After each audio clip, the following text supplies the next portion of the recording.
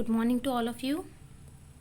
Today we will continue the chapter of colloids. Okay, आज हम discuss कर रहेंगे method of preparations of colloids. कौन कौन से मेथड ऑफ प्रिपरेशन जिसके थ्रू हम कोलाइड्स को क्या करते हैं, प्रिपेयर करते हैं.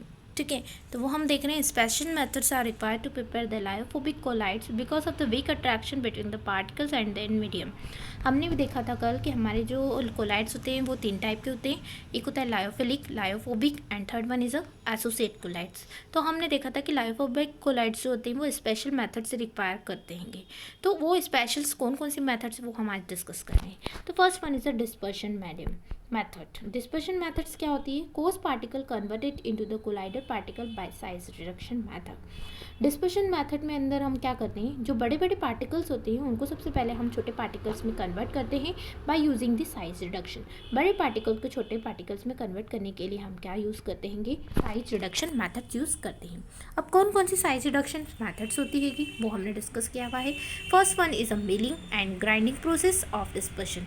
पहली जो प्रोसेस होती है वो मिलिंग होती है, ग्राइंडिंग मेथड होती है. मिलिंग एंड ग्राइंडिंग मतलब बड़े पीसेस को छोटे पीसेस में कन्वर्ट करना है ना, वो मिलिंग एंड ग्राइंडिंग मेथड होती है.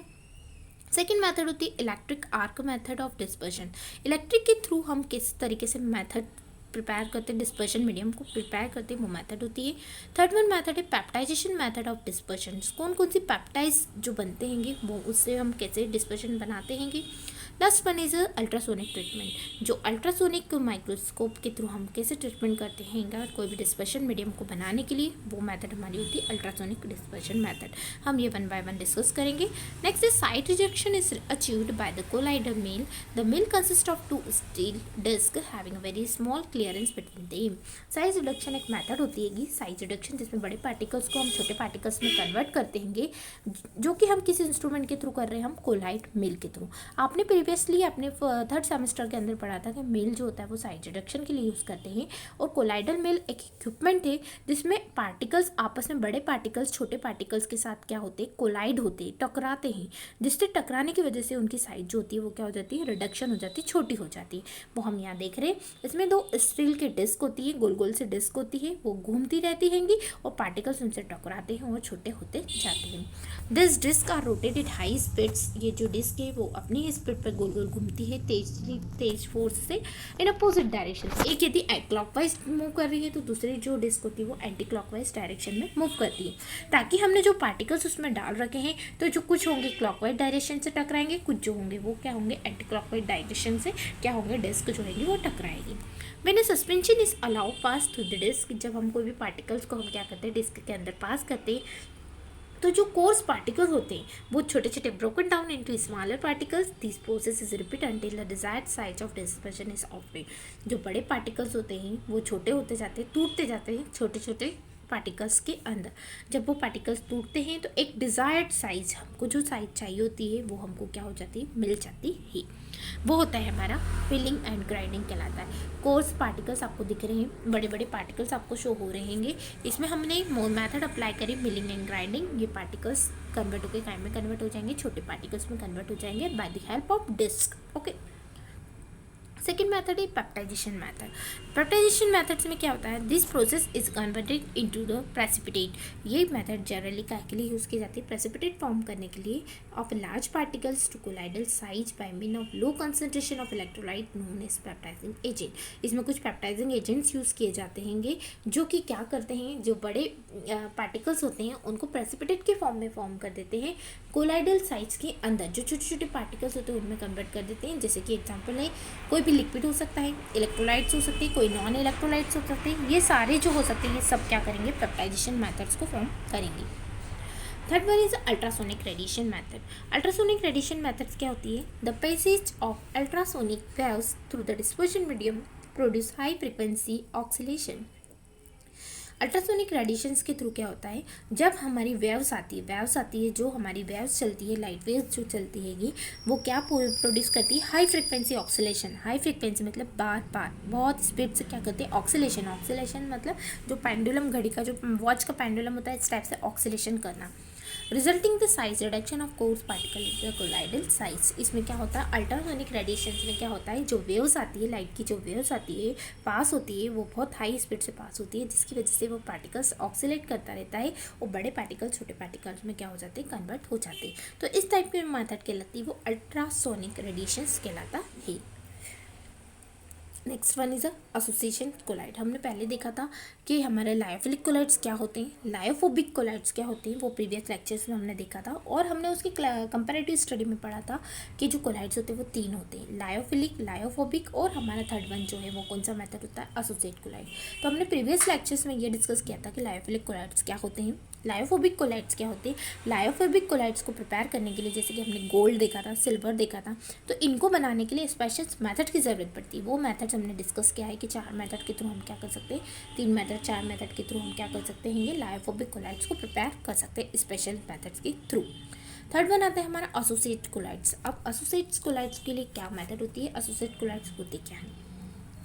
Association colloid is also known as amphiphilic colloids. Associate colloids को हम क्या बोलते हैं, एम्फीफिलिक कोलाइड्स। और एम्फीफिलिक कोलाइड्स जनरली जो होते हैं वो क्या फॉर्म करते हैंगे, माइसेल्स फॉर्म करते हैंगे, जो कि हमने पहले देखा था हेड और टेल पोर्शन से जब हाई कंसंट्रेशन अमाउंट में हम क्या करते हैंगे, बाइंडिंग एजेंट या हमारा हाई कंसंट्रेशन में हम क्या डाल देते हैं, उसमें इंटरफेशियल टेंशन को कम करने के लिए डाल देते हैं पार्टिकल्स, तो वो क्या बना लेते हैं, एक माइसेल्स फॉर्म कर लेते हैं। सरफेक्टिंग यदि हम डाल देते हैं तो वो एक माइसेल्स फॉर्म कर देते हैं। ऐसे कोलाइड्स को हम बोलते हैं एसोसिएशन कोलाइड्स बोलते हैं। Amphiphilic colloids are the molecules और ions which have certain affinity toward the polar in non polar molecules. देखिए आपको पता है इसमें 2 पोर्शन होता है। इमल्सिफाइंग एजेंट का हमने एग्जांपल देखा है, जो हेड पोर्शन होता है वो पोलर नेचर का होता है, जो टेल पोर्शन होता है वो नॉन पोलर नेचर का होता है। तो ऐसे पार्टिकल्स जैसे कि जिसके अंदर हेड पोर्शन भी है और टेल पोर्शन भी है, दैट मीन्स पोलर नेचर भी है और नॉन पोलर, पोलर और नॉन पोलर जो दोनों नेचर है उसके थ्रू हम क्या बनाते हैं, एसोसिएट कोलाइड्स बनाते हैं।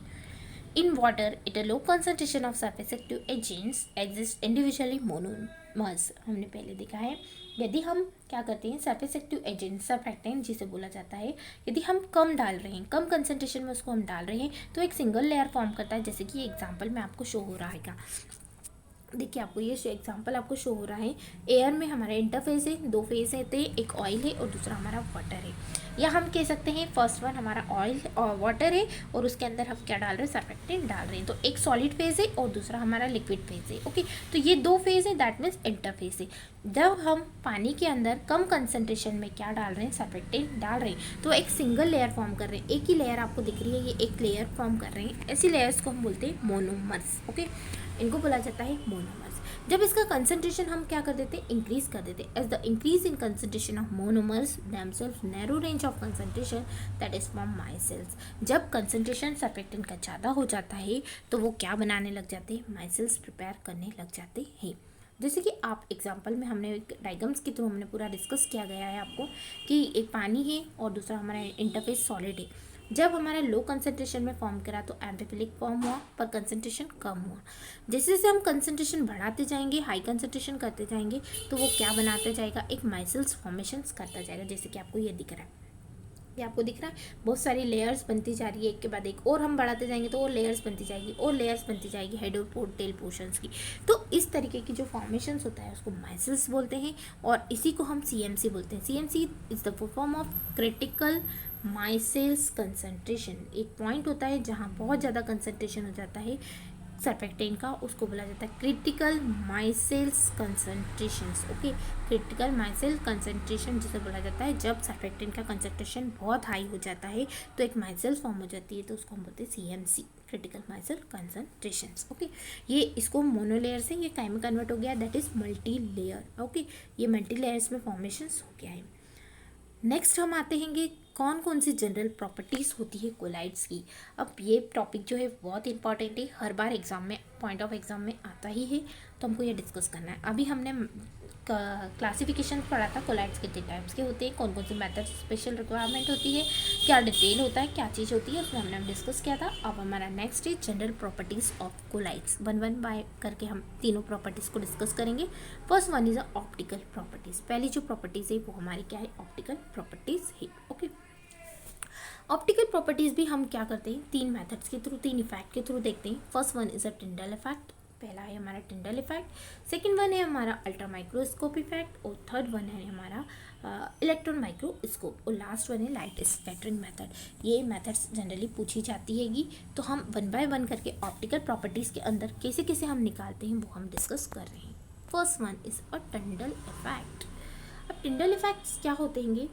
Tyndall effect. When the narrow beam of light passes through the colloidal dispersion, the path of light become illuminate that can be observed at right angle under the microscope. Tyndall effect सबसे पहले हम किसके अंदर देखते हैं? Ultra microscope के through या microscope के थ्रू हम क्या करते हैं? टिंडल इफेक्ट देखते हैं। और जैसे कि आपको दिख ही रहा है ऑप्टिकल प्रॉपर्टीज़ जनरली हम किसके थ्रू देखे जाएंगे? माइक्रोस्कोप। कोई से भी माइक्रोस्कोप हो सकते हैं, हमारे ज़रूरी नहीं कि हम सिंपल माइक्रोस्कोप से ही देखें।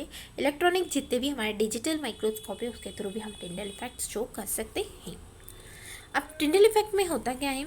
जब हम बीम ऑफ लाइट को क्या करते हैं, उसके अंदर कोलाइडल, हमने एक सॉल्यूशन लिया है। कौन सा वाला सॉल्यूशन लिया है? कोलाइडल सॉल्यूशन लिया है। ठीक, इसमें हमने लाइट पास करी, तो कुछ लाइट तो जो ट्यूब के अंदर जो कोलाइड फिल है उससे क्या होगा? लाइट पास होगी। ठीक है, लाइट पास होके वो क्या करने लगेगी? चमकने लगेगी, इल्यूमिनेट होने लग जाएगी। This is the Faraday's Tyndall effect. इसको जनरली क्या बोला जाता है? फैराडे टिंडल इफेक्ट बोला जाता है, क्योंकि एक फैराडे एक साइंटिस्ट थे जिन्होंने टिंडल इफेक्ट दिया गया था, इसलिए इसको बोला जाता है Faraday टिंडल effects. Diaphobic systems show most intense Tyndall effect. Certain lyophilic systems show little or no effect. दो हमारे कोलाइड जनरली यूज़ किए जाते हैं, एक लायोफिलिक कोलाइड यूज़ किया जाता है, दूसरा हमारा लायोफोबिक कोलाइड्स यूज़ किया जाता है। यदि हम लायोफोबिक कोलाइड्स यदि यूज़ कर रहे हैं तो उसमें हमारा टिंडल इफेक्ट हाईली शो होगा। ओके, यदि हम लायोफोबिक कोलाइड्स यूज़ कर रहे हैं तो उसमें टिंडल इफेक्ट बहुत ज़्यादा शो होगा। पर इसके कंपैरिजन में हम लायोफिलिक कोलाइड यूज़ कर रहे हैं तो उसमें टिंडल इफेक्ट या तो होगा नहीं, यदि होगा तो बहुत कम टिंडल इफेक्ट शो होगा। ठीक, तो टिंडल इफेक्ट में हम क्या करते हैं? कोई भी एक सॉल्यूशन से, जो कोलाइडल सॉल्यूशन है उसको हमने ट्यूब के अंदर फिल करके रखा है। जब हम बीम ऑफ लाइट को पास करते हैं तो कुछ लाइट उसके अंदर पास होती है और कुछ इल्यूमिनेट होती है, जिसके थ्रू हम माइक्रोस्कोप के थ्रू देख लेते हैं कि ये इफेक्ट क्या शो हो रहा है। That is known as Tyndall effect. और फर्स्टली ये फैराडे साइंटिस्ट ने दिया था, इसलिए इसको फैराडे टिंडल इफेक्ट्स बोला जाता है। सेकेंड है अल्ट्रा माइक्रोस्कोप। ये एक माइक्रोस्कोप है, अल्ट्रा माइक्रोस्कोप, जो अल्ट्रा साइज के जो पार्टिकल्स है उसको क्या करता है? आइडेंटिफाई करता है। The colloidal particles are to be small to be seen within optical microscope. मैंने अभी बताया अल्ट्रा माइक्रोस्कोप जो होते हैं वो क्या होते हैं? जिसकी पार्टिकल साइज बहुत ज़्यादा छोटी होती है, स्मॉल होती है, उसको हम देखते हैं किसके थ्रू देखते हैं? ऑप्टिकल माइक्रोस्कोप के थ्रू हम देखते हैं। However, when a cell containing colloidal dispersion viewed through the ultramicroscope against a dark background at the right angle intends to beam of incident light, the particles appear to bright spot against the dark background. The ultramicroscope is used to technique to microelectrophoresis to measure the particle size. अब ultra microscope में क्या करते हैं? वही चीज़ें उसके अंदर। सबसे पहले हमने एक ट्यूब ली, जिसके अंदर हमको क्या चेक करना है? ऑप्टिकल प्रॉपर्टीज़ चेक करना है ना। उसके लिए हमने क्या करा? उसके अंदर ट्यूब के अंदर कोलाइडल डिस्पर्शन फिल करके रखा, फिर हमने उसको क्या रखा? डार्क बैकग्राउंड की तरफ रखा। मतलब वो ट्यूब को हमने ऐसा रखा है, उसके पीछे जो कलर है वो कैसा है? डार्क बैकग्राउंड है। जब हमने बीम ऑफ लाइट को उसके अंदर पास करा तो वो ट्यूब के अंदर क्या करेगी? लाइट पास होगी, और लाइट पास होगी अगेंस्ट डार्क बैकग्राउंड। पीछे उसका डार्क बैकग्राउंड है और सफ़ेद लाइट उसके अंदर क्या हो रही है? पास हो रही है, जिसकी वजह से हमको एक ब्राइट स्पॉट दिखेगा। वाइट एंड ब्लैक बैकग्राउंड की वजह से एक क्या दिखेगा? आपको स्पॉट दिखेगा, और वो स्पॉट दिख रहा है तो हम उससे हम माइक्रोस्कोप के थ्रू हम क्या देख सकते हैं? ऑप्टिकल एक्टिविटी देख सकते हैं, टिंडल इफेक्ट्स देख सकते हैं। माइक्रोस्कोप के थ्रू हम ऑप्टिकल प्रॉपर्टीज़ पता कर सकते हैं। जनरली ये ऑप्टिकल प्रॉपर्टीज़ जो होता है वो क्या पता करवाता है? हमको पार्टिकल साइज़ पता करवाता है। पार्टिकल साइज़ जो होती है कि माइक्रोस्कोप के थ्रू हम पता करते हैंगे, और इसके थ्रू हम अलग अलग टेक्निक जैसे कि माइक्रो इलेक्ट्रोफोरेसिस, ये टेक्निक के थ्रू भी हम क्या करते हैं? पार्टिकल साइज डिटरमाइन करते हैं। देखिए आपको ये एक डायग्राम दिख रहा है, ये इस डायग्राम के थ्रू हम और अच्छे से समझा सकते हैं। ये एक ट्यूब है, इस ट्यूब के अंदर हमने क्या भर रखा है? कोलाइडल डिस्पर्शन फिल कर रखा है। ये हमारा लाइट सोर्स लगा हुआ है, इस लाइट सोर्स से बीम ऑफ लाइट क्या हो रही है? पास हो रही है। ये लाइट जो है इसको किस तरीके से रखा है? डार्क बैकग्राउंड के अंदर ये लाइट इसके अंदर पास हुई, कुछ तो क्या होगी? इमर्ज्ड हो जाएगी, है ना, और कुछ जो होगी सैंपल में पास हो जाएगी। ठीक, ये स्कैटर्ड लाइट जो होगी वो हम क्या करेंगे? माइक्रोस्कोप के थ्रू क्या करेंगे? देखेंगे। तो ये हम क्या करेंगे? इससे हम पता करेंगे कि हमारा पार्टिकल्स की साइज़ कौन सी है, ये हम इससे क्या करेंगे? पता करेंगे। थर्ड वन मेथड होती है हमारी electron microscope. The particle size shape structure can be determined using the electron microscope. जब पार्टिकल की साइज पता करना है, शेप पता करना है और उसका स्ट्रक्चर पता करना है तो हम कौन सा माइक्रोस्कोप यूज़ करते हैं? इलेक्ट्रॉन माइक्रोस्कोप पता करते हैं।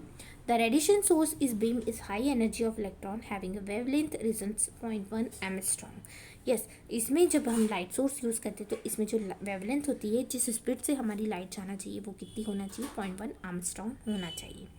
इलेक्ट्रॉन माइक्रोस्कोप एक हाई रिजोल्यूशन पावर, इसका जो पावर होता है बहुत ज़्यादा होता है, बहुत ज़्यादा मतलब स्ट्रक्चर बता देता है, शेप बता देता है और पार्टिकल का साइज बता देता है। Smaller the wavelength of radiation beam greater the resolving power.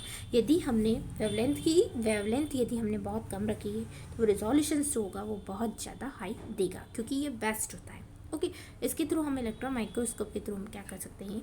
Optical activities को पता कर सकते हैं किसी भी पार्टिकल्स के बारे में, और स्पेशली कोलाइडल पार्टिकल्स के बारे में। Last one method is light scattering methods. This method is used to study the protein polymers associations, colloid and lyophobic soils.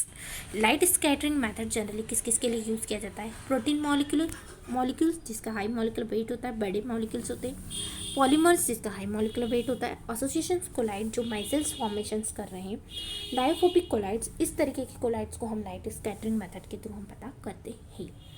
Molecular weight polymers micelles can be measured by this method. अभी हाल मैंने बताया जिसका high molecular weight होता है उसके लिए हम लाइट स्कैटरिंग मेथड को यूज़ करते हैं। When a beam of light is passes through the collider dispersion, some of it's absorbed, some of it's scattering, then remainder it's transmitted to the sample. कुछ light जब हम पास करते हैं तो कुछ लाइट तो उसके अंदर कोलाइडर डिस्पर्सन के अंदर पास हो जाती है, कुछ उसके अंदर एब्जॉर्ब हो जाती है और कुछ लाइट उसको क्या कर जाती है? स्कैटर्ड कर जाती है। और जो बची हुई लाइट होती है वो सैंपल को पास करके हम उसको क्या करते हैं? आइडेंटिफाई करते हैं। The absorbed light is responsible for highly colored nature certain colloids. जो एब्जॉर्ब होती है, जो लाइट एब्जॉर्ब होती है वो बहुत ज़्यादा हाईली कलर्ड नेचर की होती है कि बहुत सारे कोलाइड जिसके अंदर हाईली कलर्ड नेचर होता है उसको पता करने के लिए हम क्या करते हैं? ये वाले मेथड यूज़ करते हैं। कौन सी? लाइट स्कैटरिंग मेथड यूज़ करते हैं।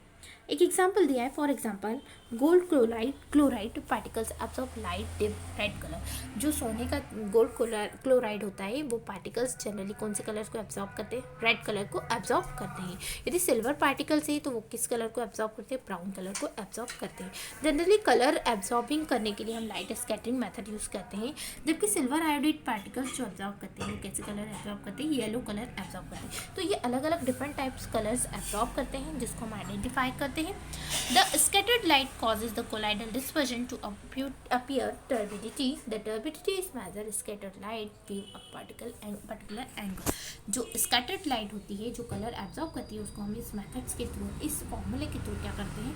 मेजर करते हैं। Tau equals to 16 pi upon में 3 आर सबस्क्रिप्ट 90।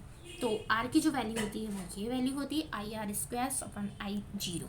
रे लाइट रेशो, रे लाइट रेशो बोला जाता है किस लाइट में इंटेंसिटी को क्या हो रहा है? पास हो रहा है। वेयर करके दे रखा है हमारा आई जीरो जो होती है वो इंटेंसिटी किस स्पीड से स्कैटर्ड लाइट पास हो रही है, आई जो है इंसिडेंस लाइट है, आर कितने डिस्टेंस में स्कैटरिंग हो रही है वो पॉइंट हम ऑब्जर्वेशन करते हैं, और टाउ जो है वो टर्बिडिटी को फोक होता है। ओके, तो ये हमारी ऑप्टिकल प्रॉपर्टीज़ थी जो कि हमने अभी डिस्कस किया। यहाँ हमारा ऑप्टिकल प्रॉपर्टीज़ कंप्लीट होता है। एनीवन यदि किसी को डाउट हो तो मेरे से कभी भी कंसल्ट कर सकता है। यहाँ हमारा जनरल प्रॉपर्टीज़ में ऑप्टिकल प्रॉपर्टीज़ कंप्लीट हुआ। Okay, thank you.